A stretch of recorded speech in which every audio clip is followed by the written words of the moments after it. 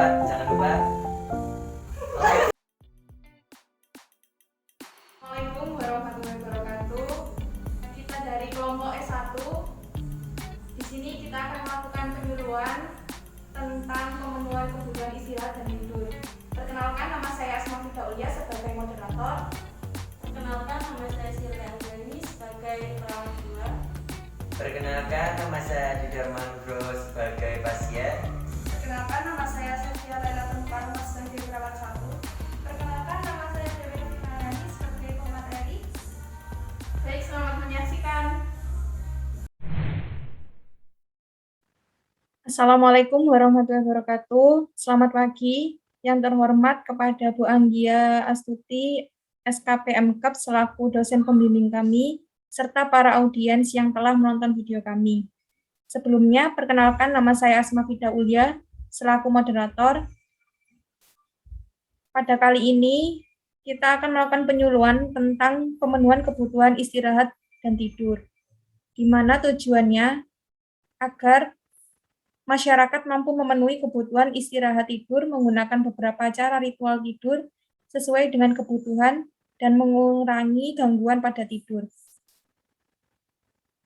Untuk materi sendiri nanti akan menjelaskan definisi terkait istirahat dan tidur dan menjelaskan faktor-faktor yang mempengaruhi pemenuhan tidur, menyebutkan manfaat serta menjelaskan cara mengatasi gangguan istirahat dan tidur. Untuk waktunya sendiri, saya akan berikan pemateri yaitu 20 menit, untuk penutup 5 menit. Sebelumnya saya akan men-share materinya dulu.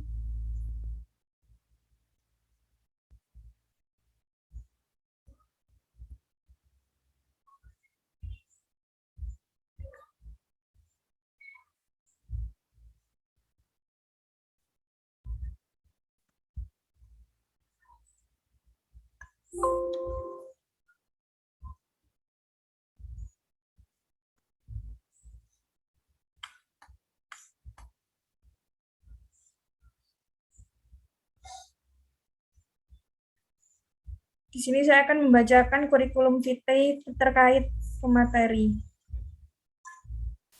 Nama Dewi Novi Maharani, tempat tanggal lahir Balikpapan 2 November tahun 2000, alamatnya di Kencong, Jember, status mahasiswa D3 Keperawatan UNED, Kampus Lumajang. Untuk mempersingkat waktu, saya berikan kepada pemateri untuk memaparkan materinya.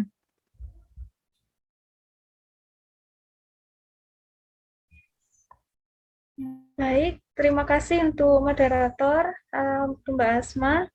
Di sini saya sebagai pemateri, nama saya Dewi Maharani yang akan menjelaskan tentang kebutuhan istirahat dan tidur. Yang pertama yaitu definisi dari istirahat dan tidur merupakan kebutuhan dasar yang mutlak harus dipenuhi oleh semua orang, menurut Wahid dan Nurul tahun 2008. Istirahat dan tidur memiliki makna yang berbeda pada setiap individu. Secara umum, istirahat berarti suatu keadaan tenang, rileks, tanpa tekanan emosional, dan bebas dari perasaan gelisah. Dalam arti lain, istirahat bukan berarti tidak melakukan aktivitas sama sekali. Terkadang berjalan-jalan di taman juga bisa dikatakan sebagai suatu bentuk istirahat. Kemudian, pengertian tidur itu sendiri merupakan suatu keadaan yang tidak sadarkan diri, di mana persepsi dan reaksi individu terhadap lingkungan menurun atau hilang, dan dapat dibangunkan kembali dengan indera atau rangsangan yang cukup. Menurut Goiton dalam buku Hasvita tahun 2011. Kemudian, next. Untuk faktor-faktor yang mempengaruhi pemenuhan tidur, yang pertama ada penyakit. Sakit dapat mempengaruhi kebutuhan tidur seseorang. Banyak penyakit yang mengharuskan untuk istirahat dan tidur. Misalnya penyakit yang disebabkan infeksi atau infeksi limpa yang membutuhkan lebih banyak waktu tidur untuk mengatasi keletihan. Banyak juga keadaan sakit menjadikan pasien kurang tidur, bahkan tidak bisa tidur. Kemudian lingkungan, keadaan lingkungan yang aman dan nyaman bagi seseorang dapat mempercepat terjadinya proses tidur. Kemudian motivasi dapat mempengaruhi tidur dan dapat menimbulkan keinginan tetap bangun dan waspada menahan kantuk. Selanjutnya yaitu ada latihan dan kelelahan. Keletihan akibat aktivitas tinggi memerlukan lebih banyak tidur untuk menjaga keseimbangan energi yang telah dikeluarkan. Maka orang tersebut akan lebih cepat untuk dapat tidur karena tahap tidur gelombang lambatnya atau NREM-nya itu diperpendek. Kemudian ada stres psikologis. Pada keadaan cemas, seseorang mungkin meningkatkan saraf simpatis sehingga mengganggu tidurnya. Selanjutnya ada alkohol. Alkohol bisa menekan rem secara normal. Seseorang yang tahan minum alkohol dapat mengakibatkan insomnia dan lekas marah. Next.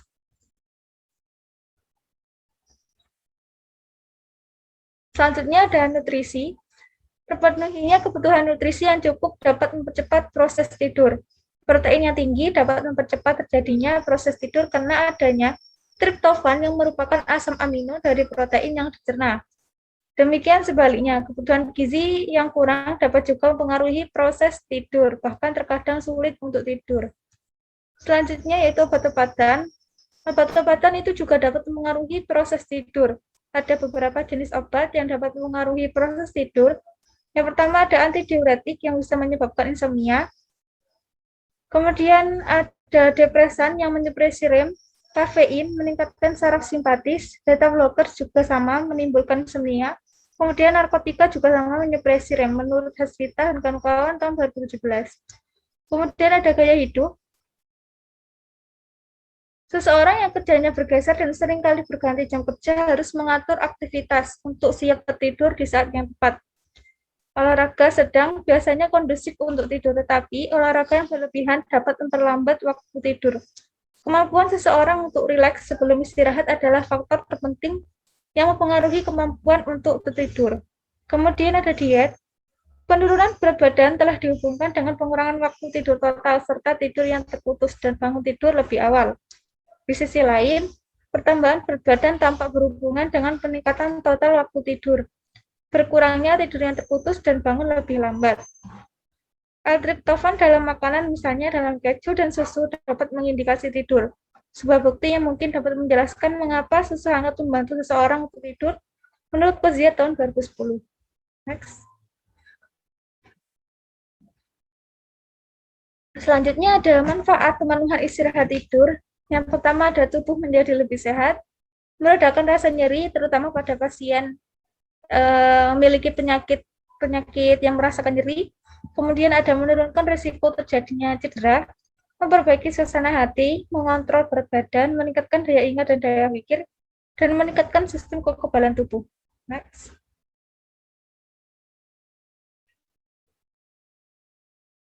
Kemudian ada cara mengatasi gangguan istirahat tidur, yaitu dengan ritual tidur. Yang pertama ada massage kepala. Caranya yaitu pijatlah kepala dengan berdiri di belakang orang yang sedang dipijat, bisa berdiri atau dengan duduk, kemudian lepaskan rambutnya jika diikat, letakkan tangan dengan jari-jari terentang menghadap ke atas di sisi kepala, gerakkan tangan ke atas perlahan dengan tekanan ringan seolah sedang keramas. Saat melakukannya, cobalah untuk menjaga agar telapak tangan dan jari-jari tidak sampai meninggalkan kulit kepala. Saat Anda mencapai puncak kepala, biarkan jari-jari Anda terangkat sambil memijat kepala dengan telapak tangan secara lembut. Kemudian turunkan tangan dan pindahkan ke bagian lain kepala. Ulangi prosedur ini sekitar 4 atau 5 kali sampai Anda telah memijat seluruh kepala. Kemudian gosok kulit kepala, pegang dahi orang yang dipijat dengan satu tangan untuk menstabilkan kepalanya, sementara Anda meletakkan telapak tangan lain di belakang kepala. Kemudian mulailah menggosok kulit kepalanya dengan menggerakkan tangan maju mundur dengan kuat. Usahakan untuk menggosok kulit kepala sebanyak mungkin, kemudian tukar posisi tangan dan ulangi dengan sisi kepala yang lain. Next. Selanjutnya, gosok seluruh kulit kepala dengan cepat dan mantap. Gunakan hanya ujung jari untuk melakukannya. Lanjutkan sekitar 1 menit. Jalankan jari-jari Anda melalui rambut orang yang dipijat dari atas dahi ke belakang. Saat melakukan repetisi terakhir, tarik kepalanya sedikit ke belakang. Kemudian letakkan jari-jari Anda di dahinya dan tarik jari-jari ke bawah melalui garis tali hingga ke pelipis, sambil membuat lingkaran-lingkaran kecil di atas pelipis. Ulangi prosedur ini 3 kali. Seperti ini. Kemudian selesaikan pijatan, mulailah dari dahi, dan tarik jari-jari perlahan menuju ke bagian belakang kepala. Ulangi gerakan ini sekitar 1 menit, sambil mengurangi tekanan menjelang akhir sampai akhirnya tangan melayang di atas kepala. Next. Manfaat massage kepala. Yang pertama yaitu meringankan rasa sakit dan kekakuan pada otot wajah, leher, punggung atas, dan bahu. Meningkatkan mobilitas sendi leher, meringankan ketegangan dan sakit kepala akibat alkohol, mata lelah, masalah rahang, dan hidung tersumbat. Memberikan energi baru, mengurangi depresi, kecemasan, dan masalah yang berhubungan dengan stres, memberikan tingkat kreativitas, pemahaman dan konsentrasi yang lebih baik, dan meningkatkan daya ingat.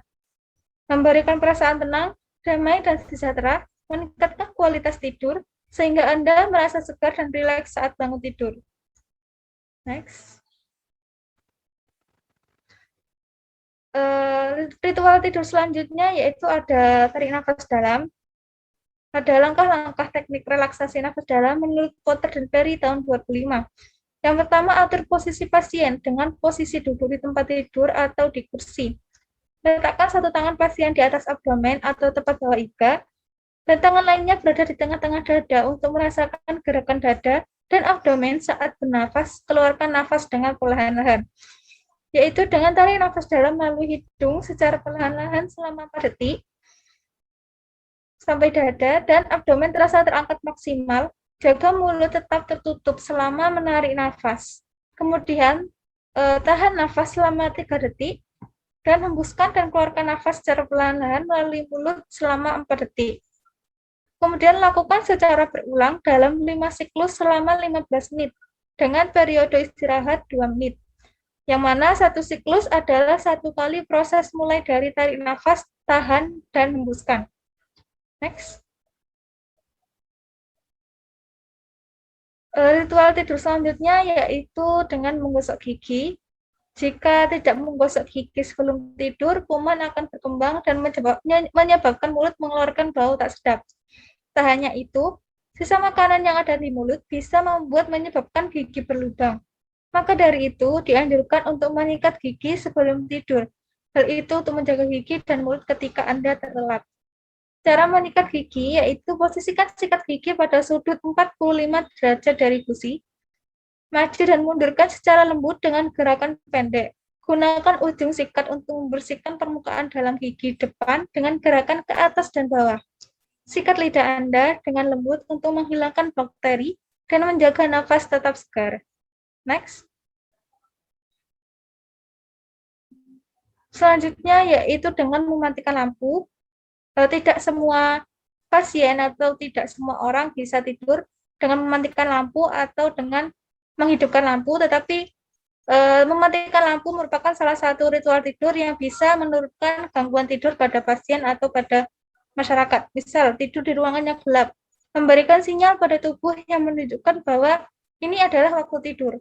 Dengan begitu, tidur kamu pun jadi lebih berkualitas. Mata dan tubuh akan selalu merespon cahaya, mulai dari pagi hingga sore, dan kondisi gelap saat malam. Dengan mengatur paparan cahaya, akan efektif untuk menjaga siklus sirkadian pada tubuh. Saat tidur dengan lampu menyala, otak mungkin tidak akan memproduksi hormon melatonin, sebab ia bingung apakah kini waktu malam atau siang. Kemudian mencuci tangan dan kaki. Mencuci tangan sebelum tidur setelah seharian beraktivitas menjadi cara yang penting untuk mencegah tertular kuman penyebab infeksi. Begitu pula dengan mencuci kaki. Sebelum tidur, kaki yang bersentuhan langsung dengan banyak permukaan juga berpotensi menyimpan kuman. Kulit kaki termasuk bagian tubuh yang dapat mengalami berbagai penyakit kulit karena kurangnya kebersihan tubuh. Selanjutnya yaitu mendengarkan musik. Pilihlah musik dan lagu lembut yang Anda suka sebelum tidur. Sebab musik yang lembut akan menenangkan pikiran. Letakkan musik player tersebut dekat dengan jangkauan Anda sehingga kapanpun Anda bisa mematikannya. Next. Thank you. Baik, cukup sekian dari materi yang sudah saya jelaskan. Selanjutnya saya kembalikan ke moderator, Mbak Asma.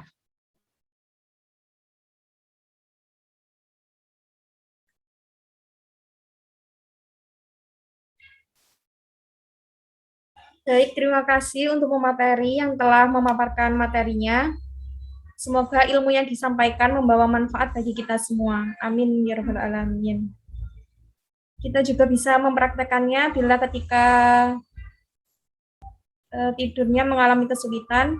Baiklah, sudah ada di ujung acara. Untuk para audiens yang ingin bertanya, silakan bertanya di kolom komentar. Di lain video nanti akan kami jawab. Terima kasih atas partisipasinya untuk para audiens. Saya mohon maaf apabila ada kesalahan kata. Saya pamit undur diri. Wassalamualaikum warahmatullahi wabarakatuh.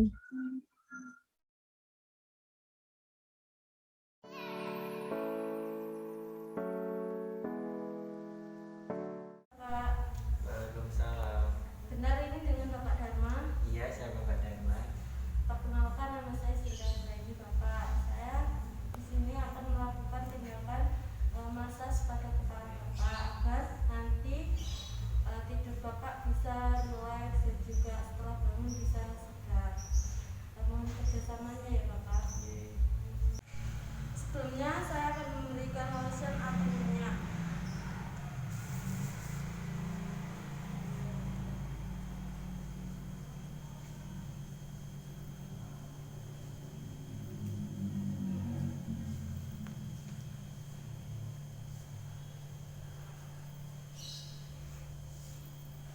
Bagaimana Bapak perasaannya setelah saya pijat? Perasaannya menjadi rileks dan nyaman. Setelah dilakukan tindakan ini, Bapak kan sudah merasa enak. Nanti setelah itu bisa dilakukan sebelum tidur Bapak. Terima kasih ya Bapak atas kerjasamanya. Saya mohon pamit. Assalamualaikum. Waalaikumsalam. Selamat siang Pak. Selamat siang. Bapak, perkenalkan nama saya Sofi. Sebelumnya dari dengan Bapak Dharma. Iya, saya Bapak Dharma. Jadi Pak, hari ini saya akan mengajarkan teknik relaksasi yaitu berupa nafas dalam. Saya jelaskan dulu nih Pak. Iya. Jadi tujuan dari dilakukannya teknik relaksasi nafas dalam ini untuk memenuhi kebutuhan istirahat tidur Bapak. Jadi misalkan Bapak mengalami gangguan ketika mulai tidur, misalnya sulit tidur, itu Bapak bisa melakukan salah satu cara nafas dalam ini yang akan saya ajarkan nanti. Jadi nanti Bapak bisa tarik nafas dalam sedalam-dalamnya melalui hidung, lalu ditahan selama kurang lebih 3 detik, lalu dihembuskan perlahan melalui mulut selama 4 detik.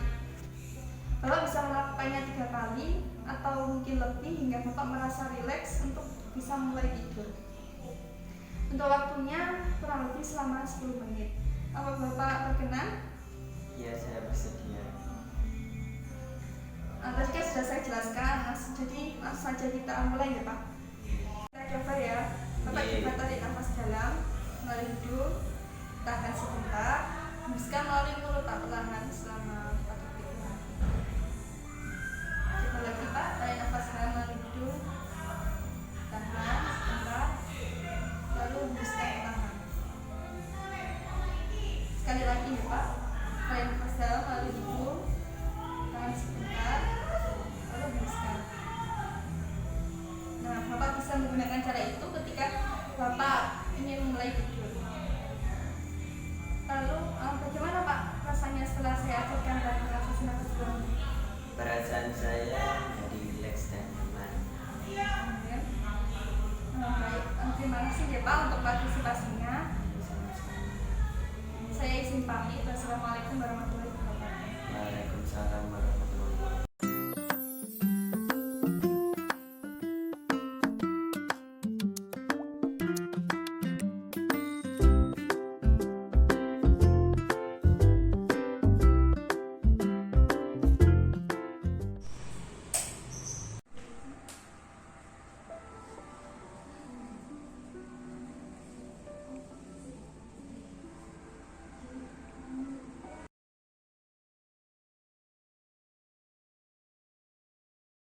Terima kasih sudah menyaksikan video dari kelompok kami. Semoga bermanfaat. Jangan lupa like, komen, dan subscribe.